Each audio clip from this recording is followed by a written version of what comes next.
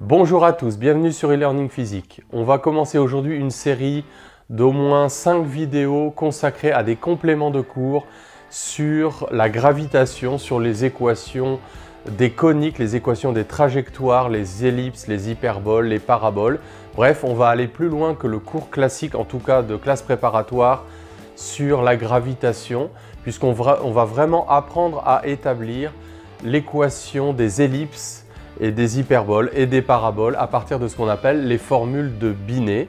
On va faire ça pour des champs attractifs, des champs newtoniens attractifs comme la gravitation, mais aussi pour des champs répulsifs comme dans l'expérience de Rutherford, donc l'expérience qui a mis en évidence l'existence d'un noyau atomique. Donc là, on aura un champ newtonien, mais un champ répulsif. Donc je vais faire au moins, allez, je sais pas, peut-être 5 vidéos. Première vidéo, on va simplement étudier mathématiquement les équations polaires. On va expliquer tout de suite ce que c'est des coniques, ellipses, paraboles, hyperboles, etc. Avant peut-être d'expliquer ce qu'est la trajectoire en coordonnées polaires, on se rappelle avec l'énergie potentielle effective ou efficace, j'ai fait une vidéo là-dessus, que quand l'énergie mécanique est positive ou nulle, le satellite est libre, c'est-à-dire qu'il a une trajectoire soit parabolique, soit hyperbolique. Alors jusqu'à présent, on avait affirmé sans aucune démonstration que c'était une trajectoire parabolique et hyperbolique. Et justement, le but de cette série de vidéos, c'est de le démontrer. Et quand l'énergie mécanique est strictement négative, la trajectoire est liée et on a soit une ellipse, soit un cercle qui finalement peut être considéré comme un cas particulier d'ellipse. Alors qu'est-ce que c'est qu'une équation polaire ? De manière générale, puisque dans tous les programmes de maths, on n'étudie plus forcément les courbes en coordonnées polaires, mais l'idée est très simple. On se place dans le plan de la trajectoire, et plutôt que d'étudier r de t, θ de t, les courbes paramétrées en fonction du temps, du rayon et de l'angle, ou même x de t, y de t, eh bien, on verra grâce aux formules de Binet qu'en réalité, on étudie plutôt r fonction de θ. Donc, après avoir choisi un axe polaire, donc il va être l'origine pour les angles θ, il suffit pour un angle θ donné de reporter la valeur de petit r pour trouver la position du point M dans sa trajectoire, et c'est ce qu'on appelle une courbe en coordonnées polaires. Alors l'inconvénient évidemment, c'est qu'on n'a pas le lien direct entre le temps et le rayon ou l'angle. Ça c'est un petit peu embêtant, mais bon, il y a des techniques en fait pour y arriver, c'est en passant par la loi des airs et en intégrant la loi des airs, on peut aussi retrouver exactement où est le point sur sa trajectoire. Peut-être qu'on en parlera un petit peu plus tard là aussi.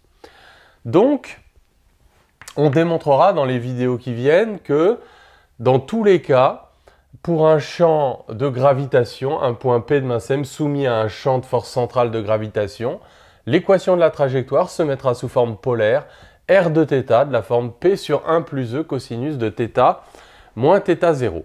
P, c'est ce qu'on appelle le paramètre de la conique. On va apprendre sur les différentes situations à voir géométriquement à quoi correspond cette distance, le paramètre P. L'excentricité, c'est sans dimension, c'est le paramètre petit e. Et là aussi, on verra que la nature de la conique, on va faire ça tout de suite, dépend de la valeur de ce facteur sans dimension, petit e. θ0, on verra que c'est un angle particulier. Et on verra aussi que θ0, on peut généralement le prendre égal à 0 en choisissant convenablement l'axe polaire. Alors, peut-être la première chose qu'on va faire, c'est une discussion très simple. Si on admet que l'équation de la trajectoire est celle-là, on peut déjà essayer de relier semi-qualitativement la valeur de l'excentricité E au type de trajectoire auquel on a affaire. Donc, on a dit que les trajectoires liées, celles pour lesquelles R est borné, R ne peut jamais tendre vers l'infini, ce sont soit des ellipses, soit des cercles. Alors en admettant ce résultat, on voit que le dénominateur ici ne s'annulera jamais si et seulement si l'excentricité, qu'on choisira par convention positive, bon on peut la choisir négative en prenant un θ0 égal à pi, on se ramènera alors à une excentricité positive. Donc supposons-la positive. Donc si l'excentricité est comprise entre 0 et 1 strictement, comme cosinus varie entre moins 1 et 1, eh bien on voit que le dénominateur ne s'annule jamais et qu'à ce moment-là, le rayon R est compris entre deux valeurs extrêmes. Donc le rayon sera minimum quand le dénominateur est maximum. Donc ça, c'est ce qu'on appellera Rmin. Donc c'est P sur 1 plus E. Et Rmax est égal à P sur 1 moins E. En fait, ça correspond à une ellipse. Une ellipse. Et on verra tout à l'heure, je vais m'étendre plus sur les ellipses, on va voir un petit peu toutes les relations qui existent entre ces différents paramètres, le grand axe, le petit axe, l'excentricité, le paramètre, etc. On va y revenir plus en détail. Mais donc, c'est une ellipse. Quand, cas particulier, l'excentricité est nulle, à ce moment-là, on voit que R de θ vaut toujours P. Donc, en fait, c'est une constante, ce qui signifie que eh bien, c'est un cercle. Rmin et Rmax sont confondus. On a un cas particulier d'ellipse qui se trouve être un cercle. Le petit axe, le grand axe sont égaux au rayon de la trajectoire. Donc, on peut déjà compléter notre petit diagramme ici. Donc, quand E est compris entre 0 strictement et 1, on a une ellipse. Et quand E égale 0, on a un cercle. Alors, si E est supérieur ou égal à 1, on voit que le dénominateur peut s'annuler.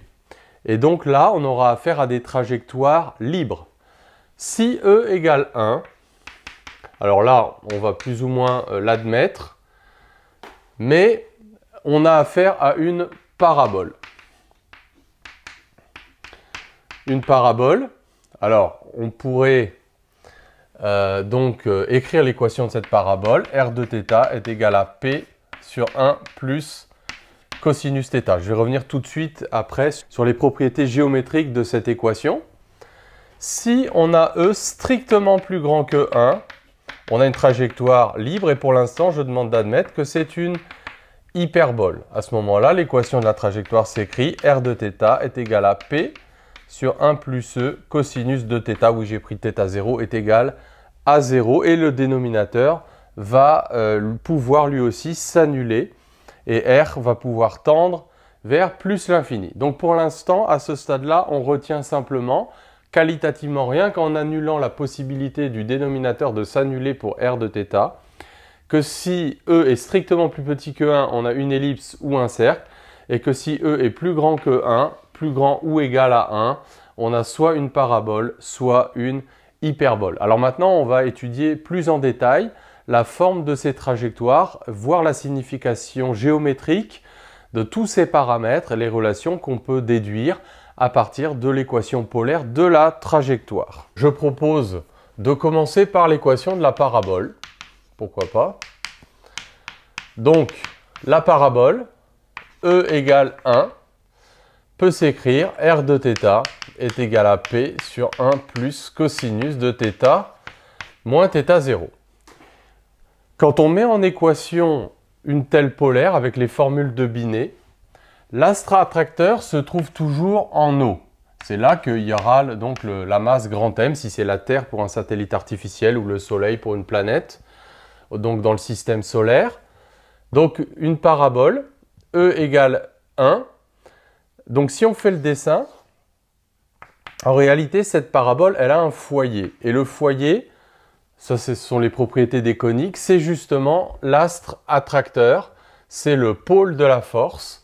Donc le foyer sera systématiquement mis au point O. Donc cette parabole elle a cette allure-là. Alors regardons un petit peu. On voit que quand θ est égal à θ0, le cosinus est maximum et il vaut 1. Et donc on aura R de θ0 est égal à P sur 2 est égal au rayon minimum. Donc ça c'est le point pour lequel la parabole est la plus proche de l'astre attracteur. Donc je vais redessiner cette parabole. Donc on va prendre un système d'axes X, Y, donc la direction θ0. Et donc, on a ici ce qu'on appelle le péricentre. Donc, le péricentre, on verra ça pour toutes les coniques. Il existe toujours, quelle que soit d'ailleurs la nature de la conique, y compris quand on a des trajectoires libres. C'est le point qui correspond au point le plus proche de l'astre attracteur. Et donc, le point O, c'est un foyer. Donc, ici, on a P sur 2. Alors c'est là ce que je disais tout à l'heure, on peut toujours s'arranger pour que θ0 soit nul, à condition un petit peu de faire une rotation des axes, c'est-à-dire de mettre l'axe polaire, et c'est généralement ce qu'on fait, sur l'axe dirigé de haut vers le péricentre. À ce moment-là, voilà, θ0 vaudra 0 en rebaptisant un axe polaire sur l'axe dirigé vers le péricentre, mais ce n'est pas une obligation. On peut aussi regarder ce qui se passe en θ est égal à θ0 plus ou moins pi sur 2. Donc là, on est à 90 degrés par rapport au péricentre. Et donc là, on va voir la signification du paramètre P, puisque ce cosinus va s'annuler. Donc ici, on aura P, et ici, on aura P. Donc voilà les propriétés géométriques d'une telle parabole. On a P sur 2 ici, et on a P à 90 degrés. Donc ça, c'est caractéristique d'une parabole. Donc l'excentricité vaut 1. Et on voit que R peut tendre vers plus l'infini quand le cosinus tend vers moins 1, c'est-à-dire quand θ tend vers θ0 plus ou moins pi. Donc dans la direction opposée à l'axe polaire, ce sont les directions asymptotiques, donc pour lesquelles R peut tendre vers plus l'infini. Quand l'excentricité est strictement plus grande que 1, on a une hyperbole. Alors, ça a un peu la même allure qu'une parabole. Donc, on s'aperçoit que l'équation de cette hyperbole s'écrit comme je viens de l'écrire au-dessus. 1 plus E, allez, je vais choisir un θ0 égale à 0. On va voir que ça signifie qu'on a orienté l'axe polaire vers le péricentre. Donc, R de 0 à ce moment-là, ou R de θ0 dans le cas général, vaut P sur 1 plus E, et c'est le rayon minimum, donc c'est le rayon à ce qu'on appelle donc le péricentre de l'hyperbole. Et donc on a l'astre attracteur qui est toujours le foyer de cette hyperbole, et donc l'axe polaire est orienté vers le péricentre, donc le péricentre est ici. Alors si l'astre attracteur c'est la Terre, on dit que c'est le périgée. Si l'astre attracteur ou l'étoile attractrice est le Soleil, on dit le périhélie, un périgée, géos en grec, ça veut dire terre, périhélie, hélios en grec, ça veut dire soleil. Donc la distance minimale, c'est la distance entre le centre de l'astre attracteur et le point le plus proche de cet astre attracteur. On voit que R peut tendre vers plus l'infini quand le dénominateur s'annule, c'est-à-dire cosinus de θ qui vaut moins 1 sur E, c'est-à-dire θ qui vaut plus ou moins arc cosinus de moins 1 sur E. Donc on voit que ça fait un angle supérieur à pi sur 2. Et donc ça nous donne les directions asymptotiques des branches de cette hyperbole. Voilà. Donc en passant par le centre. Donc plus ou moins arc cosinus de moins 1 sur E.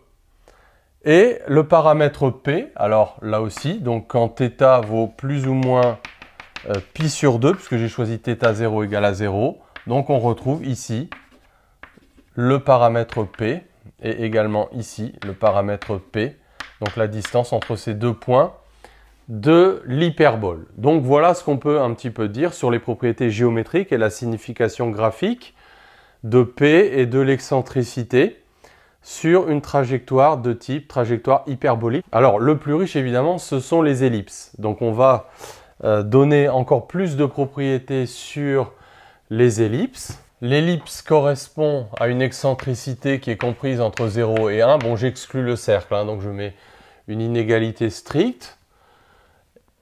Donc on va écrire R de θ est égal à P sur 1 plus E. Là aussi je vais choisir θ0 égale à 0. Donc on verra que ça veut dire que l'axe polaire est dirigé vers le péricentre.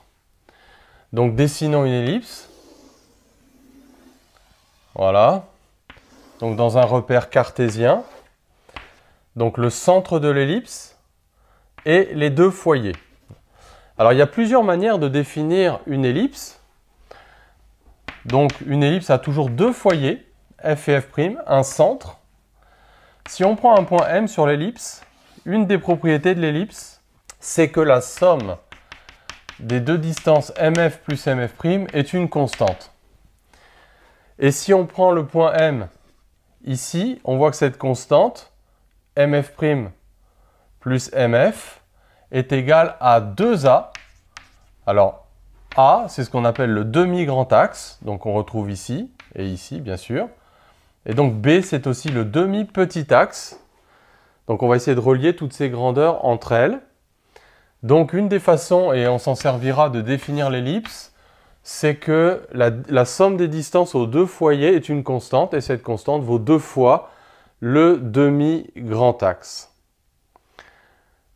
Alors, quand on met en équation polaire une telle ellipse, donc il faut avoir conscience que l'astre attracteur ne se situe pas au centre de l'ellipse, surtout pas, sauf dans le cas d'un cercle bien sûr, mais se situe sur un des foyers. Donc ça veut dire que l'origine du repère se situe non pas en oméga, mais se situe ici, sur un des foyers. Comme d'ailleurs pour les autres coniques. Et donc, quand on prend un point M, il est repéré par l'angle θ et par la distance r comptée par rapport à ce foyer. Alors, quelles propriétés on peut énoncer sur une telle trajectoire, sur une telle équation polaire? Donc, on peut déjà repérer le rayon au péricentre. On l'a mentionné tout à l'heure, on a dit qu'il y avait un rayon minimum. Donc, le rayon au péricentre, c'est la valeur minimale du rayon. Donc, R min, il vaut P sur 1 plus E. R max, il vaut P sur 1 moins E. Donc, sur le dessin, ici, on a R min. Ici, on a R max. Donc, ce point-là, c'est ce qu'on appelle l'apocentre ou l'apohélie, s'il s'agit du Soleil, ou l'aphélie. On abrège parfois ça comme ça. Si c'est pour la Terre, si l'astre attracteur est la Terre, c'est l'apogée, donc ça dans le vocabulaire courant, c'est rentré dans le vocabulaire courant, l'apogée. Donc évidemment, ces deux grandeurs sont bien définies et sont toutes les deux positives. Alors, on peut, grâce à ça, trouver des relations entre le demi-grand axe et RA-RP. On voit que RA plus RP, ça vaut 2A. Donc, le grand axe complet, 2 fois le demi-grand axe. Donc, ça fait P sur 1 plus E plus P sur 1 moins E. Ce qui va nous donner 2P sur 1 moins E carré en réduisant au même dénominateur. Et donc, on en déduit une relation intéressante qui est que P est égal à A facteur de 1 moins E carré. Donc ça, c'est le lien qu'il y a entre le demi-grand axe, l'excentricité et le paramètre P. D'ailleurs, le paramètre P, où est-ce qu'il est sur la conique? Toujours un petit peu pareil. Quand on fait θ est égal à pi sur 2, on annule le cosinus. Donc on voit que P, en fait, c'est cette distance-là qu'on retrouve aussi ici. J'aimerais faire une remarque sur le rôle de l'excentricité. Donc l'excentricité, on a dit qu'elle était comprise entre 0 et 1. Alors, qu'est-ce que ça veut dire? Pourquoi on appelle ça excentricité? Qu'est-ce que ça veut dire qu'une ellipse est très excentrée ou peu excentrée? On pourrait faire le rapport R max sur R min. R max sur R min, donc, il nous donne le quotient des rayons entre donc, le rayon à l'apogée ou à l'apocentre et le rayon au péricentre. Donc, R max sur R min vaut 1 plus E sur 1 moins E, E étant strictement plus petit que 1. Alors justement, si E tend vers 0, on voit que E égale 0 correspond en réalité à un cercle. Et oui, on le voit, quand E vaut 0, ça fait R min égale R max égale le rayon du cercle. Donc quand E est très petit, on voit que ce quotient finalement est très peu différent de 1. Ça veut dire que c'est par exemple le cas de la trajectoire de la Terre autour du Soleil. Ce n'est pas tout à fait un cercle comme on le dit très souvent, mais c'est une ellipse avec une excentricité très faible. Donc ça veut dire que le rayon au péricentre et le rayon à l'apocentre sont très proches l'un de l'autre. Donc quand l'excentricité se rapproche de 0, en fait ça veut dire que notre ellipse elle ressemble de plus en plus à un cercle et que les deux foyers se rapprochent du centre de l'ellipse et que le petit axe et le grand axe deviennent pratiquement tous les deux égaux au rayon du cercle. A contrario, quand l'excentricité tend vers 1, on a vu qu'une excentricité égale 1, c'est plus une ellipse, mais c'est une parabole, donc c'est une trajectoire libre. Mais si on prend par exemple la comète de Halley, une comète qui s'éloigne beaucoup du Soleil et qui revient périodiquement, à peu près tous les 70 ans au voisinage du Soleil, eh bien ça va être une ellipse très excentrée, parce que ça veut dire que le rayon au péricentre va être très différent du rayon à l'apocentre. Donc ça veut dire qu'on comprend que le foyer de l'ellipse est très éloigné du centre de l'ellipse, donc il est excentré. Donc c'est aussi pour ça qu'on appelle ça l'excentricité. Donc on peut voir que quand une excentricité se rapproche de 1, la trajectoire, tout en restant une trajectoire liée, ça veut dire que le point va revenir au voisinage de l'astre attracteur, il va revenir périodiquement, mais en fait il s'éloigne beaucoup et il se rapproche aussi beaucoup donc de l'astre attracteur. Donc c'est le cas en particulier de certaines comètes autour du Soleil. Donc ça c'était une petite remarque sur qualitativement le rôle de l'excentricité. Alors il y a d'autres relations qu'on peut donner et qui nous seront utiles par exemple pour redémontrer la troisième loi de Kepler dans le cas d'un mouvement elliptique. Donc il y a d'autres relations qu'on peut trouver entre le demi-petit axe, on n'en a pas encore parlé, et par exemple donc le demi-grand axe. Alors regardons un petit peu. Prenons le cas où le point est ici, au-dessus du centre de l'ellipse. Alors par symétrie, il est équidistant des deux foyers, et c'est là qu'on va se servir de la propriété MF plus MF' est égal à 2A. Si ces deux valeurs sont égales, c'est que forcément elles valent le demi-grand axe petit a. Donc ici on a le demi-petit axe petit b, et ici on a ce qu'on appelle la distance C. Donc C, c'est la distance entre le centre de l'ellipse, on pourrait appeler ça presque une distance focale, entre le centre de l'ellipse et un des foyers. Et on a un triangle rectangle ici. Donc on voit qu'on peut écrire le théorème de Pythagore, tout simplement. Donc je vais effacer là.